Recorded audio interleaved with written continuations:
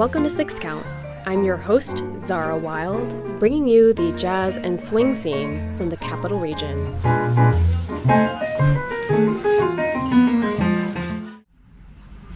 Rod, thank you so much for speaking with me. My pleasure, Sarah.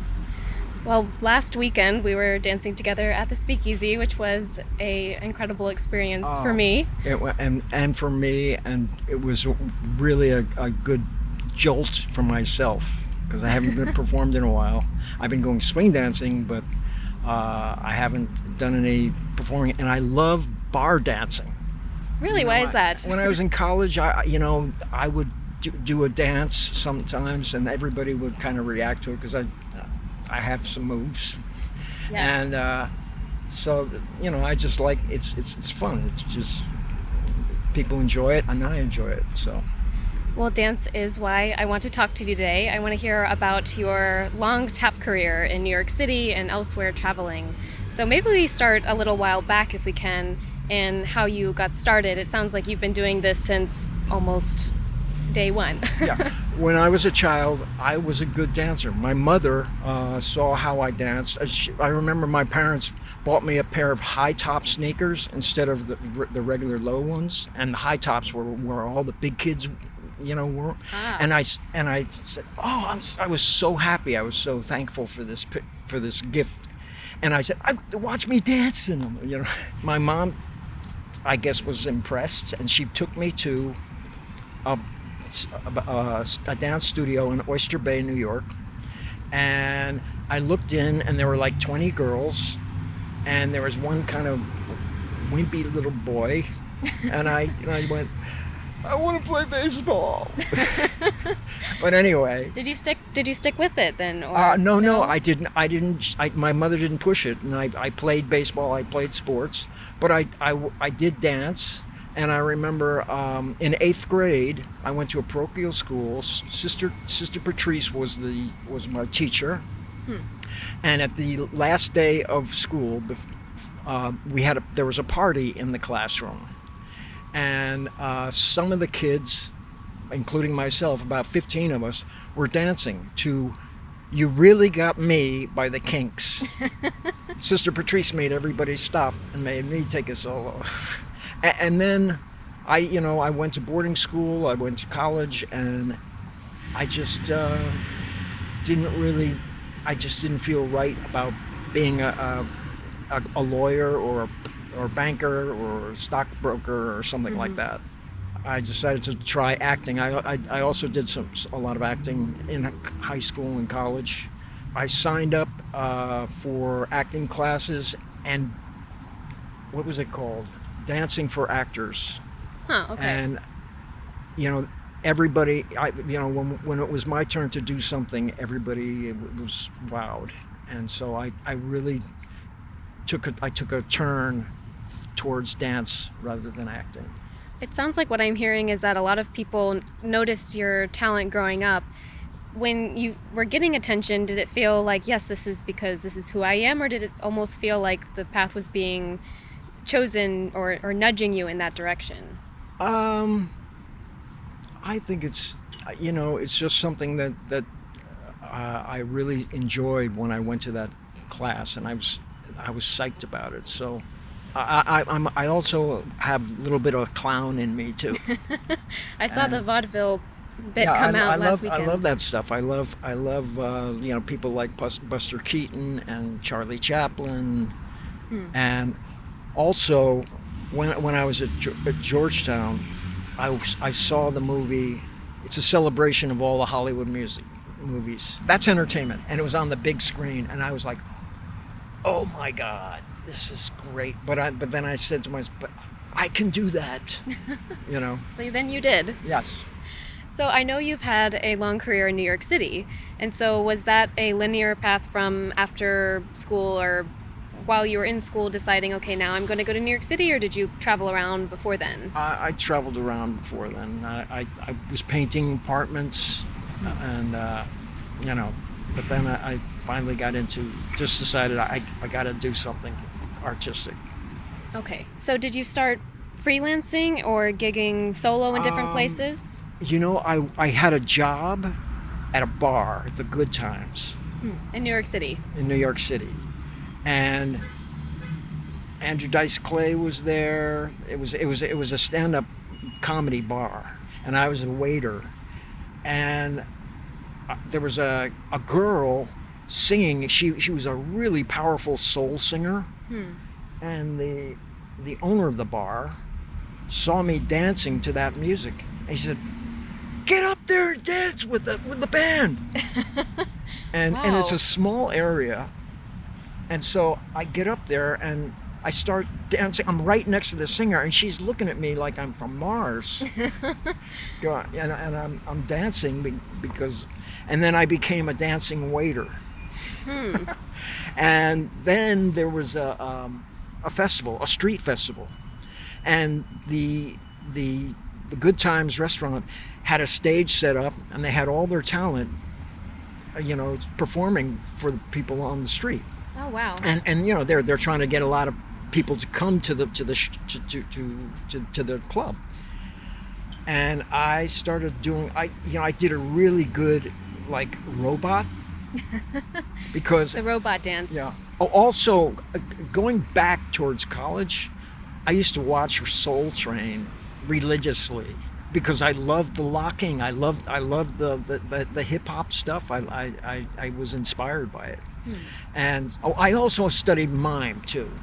Okay. When I went to New York and studied dance, and I did a really good robot. And I did that on the street, and I got a huge reaction, so I started doing it at the intermissions at Broadway shows. People would come out during the intermission and smoke, and there would be street performers like me, and at one point it was very few of us, and I would perform, and people loved it. And would you do the robot or the tap dance or just whatever felt the day? Actually, it was the money that I did from the street was how I got my tap dance lessons with Henry LeTang. Yes, tell me about that. How did you meet him? I went to a tap dance class, and something was wrong. Something was off. I couldn't do it. There was a part of me that was saying, I don't want to do this. Then there was somebody that saw me perform my pantomime, and he wanted me to be in a Broadway show, a review of Scott Joplin music. Wow. And he wanted me to perform my own thing, but he also wanted me to tap, and he sent me to Henry LeTang. And when I went to Henry LeTang, I looked in the studio and saw what he was teaching, and I was like, that's it. And I realized that the person that I took lessons from was a fraud. We'll be right back with Six Count. I'm your host, Xara Wilde. Stay with us. We'd like to thank Giants of Jazz Radio, based in Lancashire, England, for airing this show. The station brings you the best in classic jazz, playing tracks from the 1940s through the 70s. You can support the station by visiting their website at giantsofjazzradio.co.uk and clicking donate. And now, back to the show.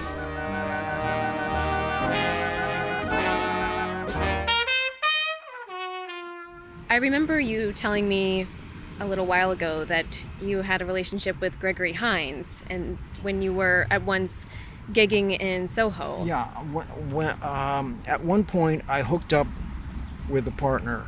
His name was Joe Orrach, and he was an ex-boxer. And he was a tap dancer. He studied ballet.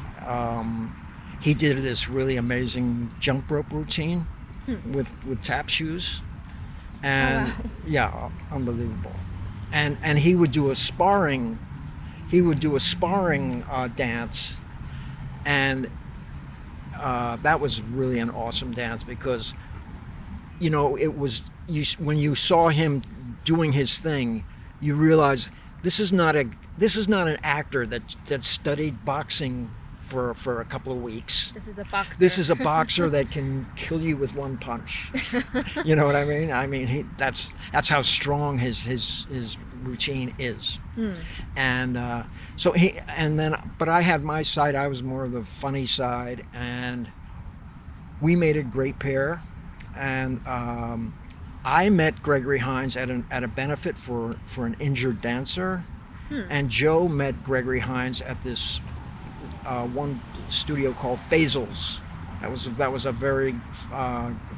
a favorite studio for tap dancers and flamenco dancers. So you both crossed paths with him from different times. Yeah. And so Joe and I also did a street act, and we stopped people dead in their tracks.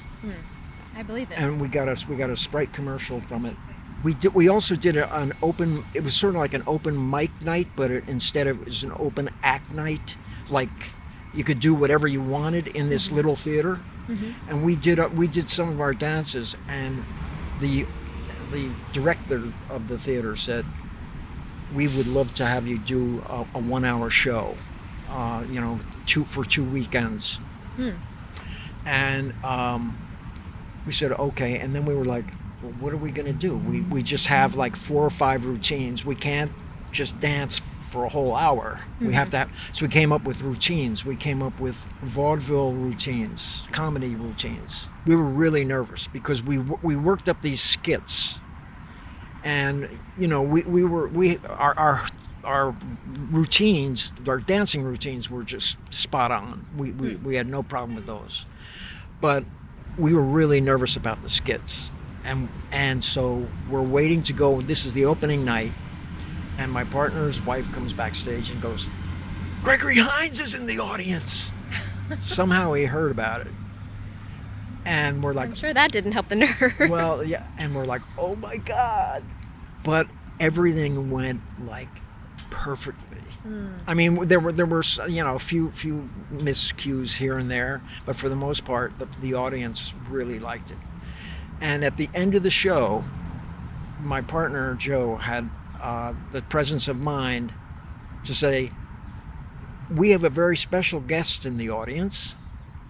He taps a little," and then he goes, "Gregory Hines," and the audience laughed like, "Oh yeah, sure." And then a shoe comes from the back of the audience onto the stage, and then another shoe onto the stage, and then Gregory walks up the aisle, and the audience goes ballistic, and he said, "I think these guys set tap dance ahead." I don't know. He said several years. I think he was like, overdoing it a little because we weren't anywhere near in his class. But anyway, we jammed, and it was just so cool. That must have been one of, as an artist, I'm sure that you have so many disappointments and exciting moments, but I feel like the one you just described would be something to latch onto in harder times or in between a period of a lot of gigs. Yeah. Oh yeah, definitely. I look at the video sometimes, and I start, jumping around after, get inspired. Well, are there any other moments that you would want to share that have been special to you? I'm sure that's a lot of them, but any in particular? I did a show called Cool Heat Urban Beat, which was a fusion of tap dance and hip hop. I was with Joe, my original partner, from 1999 from 1989 to 1995, and then I hooked up with some other dancers, and then I got into a show called Cool Heat Urban Beat. We did it for 3 years. It wasn't constant, but we toured all around the world. We went to Hawaii, New York, New Zealand, Australia. Oh, wow. And also I had the opportunity to perform in France go on tour with Savion Glover, which was pretty awesome. He's probably one of the greatest tap dancers ever. So that was a privilege. Well, I appreciate you sitting down to speak with me. I feel like there's so many other questions I have, but I know we want to Yeah. hear Skip Parsons play. We're at McGeary's pub right now. Yep.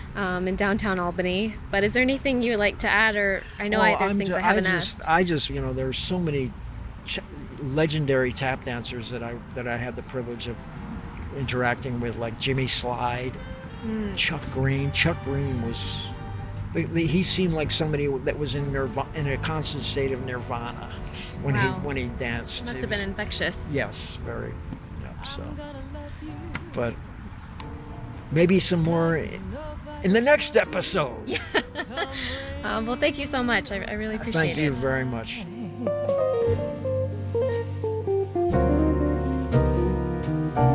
High as a mountain. Thank you for listening to Six Count. I'm your host, Xara Wilde, and that was Rod Ferrone. This show is listener supported. If you're interested in contributing to the project, you can find the link to our donations page on our website at sixcount.simplecast.com. Your support is greatly appreciated. You can let me know what you thought of the episode or who I should speak to next by emailing me. I'm at sixcountpodcast@gmail.com, or you can find me on Twitter at sixcountpodcast. Don't you